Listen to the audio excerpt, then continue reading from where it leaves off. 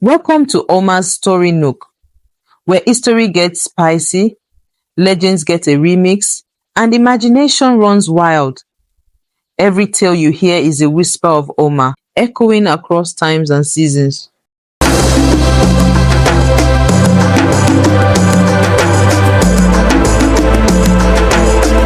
Before the bullets, before the telegrams, before the colonizers scribbled the word riot in their report, there was a whisper, a ripple, a woman in a wrapper, feet firm on red soil, saying one word, no. Southeastern Nigeria, 1929. The British ruled through a system not built, but imposed, dividing villages, crowning warrant chiefs, replacing ancestral councils with puppets, and then they did the unthinkable. They came for the women. These were not women of courtrooms or classrooms. They were market queens, matriarchs, midwives of tradition. They grew the food, ran the trade, settled the quarrels. They did not need permission to lead. They were already leading, silently, rhythmically, powerfully. But when the empire decided to count them like cattle, to tax them like property, the silence broke.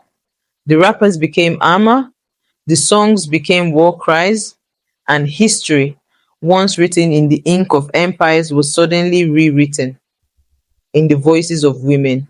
This is the Aba Women's War, not a riot, a revolution. And this time, the empire trembled beneath a barefoot march. It began with a clap, a whisper, careless and sharp. They're registering women, taxes are coming. In Oloko, a woman named Nwanye Rua overheard the words and understood their weight. There were no newspapers to spread the alarm, no radios, only woven baskets passing hands, only voices walking from compound to compound, carrying warning like wildfire. From Umuahia to Oweri, from Bende to Boni, they came in twos, in tens, then in thousands. Mothers, grandmothers, market traders, childbearers, they gathered under trees and in village squares. Their weapons, their bodies, their unity, their voices. They performed sitting on a man, an ancestral protest tradition. Not passive, not polite. They chanted, mocked, danced, pounded the ground with their feet until the dust rose like drums. They called out the corrupt warrant chiefs, shamed them in front of their own people. They didn't throw stones, they threw satire, laughter as sharp as blades, and with every footstep they declared, you cannot count what you do not own, and you do not own us? They weren't asking, they were warning. They came wearing wrappers, barefoot and unshaken, palm fronds in hand, symbols of both peace and defiance. To the colonial eye, it looked like a gathering of market women, but to those who knew, it was a tactical assembly, a coordinated thunderclap. They surrounded colonial offices, demanded the withdrawal of the tax, confronted chiefs in public and stripped them, not of their clothes, but of their illusion of authority. They overturned tax records, liberated women held in cells, tore down emblems of colonial greed. Their chants were not random. They were coded, layered with prayer, satire, and sacred rhythm. And then the soldiers came. The rifles were raised. In Aba, in Overi, in Ikot Ekpene, the women stood, still singing, until bullets cracked the air. Over 50 women fell. Some say more. There were no official apologies, just blood in the dust, and a silence too loud for any British officer to write down properly. But their fall was not the end, it was the beginning of a new kind of reckoning.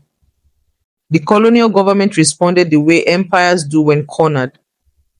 They panicked, they convened commissions, They summoned inquiries. They used words like unrest, disturbance, incident, but in the villages, the women called it what it was: war. A war without bombs but with beat. The tax was withdrawn. The chief system restructured. The empire retreated just slightly because the women had shown their teeth. And it wasn't only Nigeria that changed.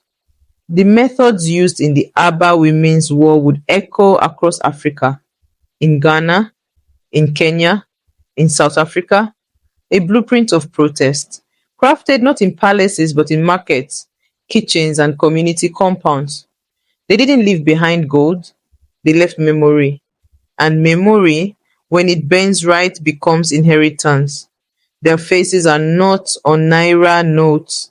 Their stories do not begin history textbooks, but in every market stall, every mother's warning, every woman's no that echoes too loud, they are there. Nwanyeruwa, Ikonia, Emilia, they were not presidents. They were not generals. They were power. They taught us that silence is not our tradition, that rebellion can wear a wrapper, that resistance is ancestral. Their names were not erased. They were planted into the earth, into our mouths, into the rhythm of every march that came after. So the next time someone says women didn't fight, tell them this: when the empire tried to count them, they roared. This wasn't just protest, it was poetry in motion, history braided into the backs of women walking toward truth. They didn't ask for power, they were power, and they left no monuments because their monument is memory. This was a story from Omar's story Nook, where his story doesn't sleep, it awakens. And when it does so in a woman's voice. Until the next whisper of Omar, stay listening.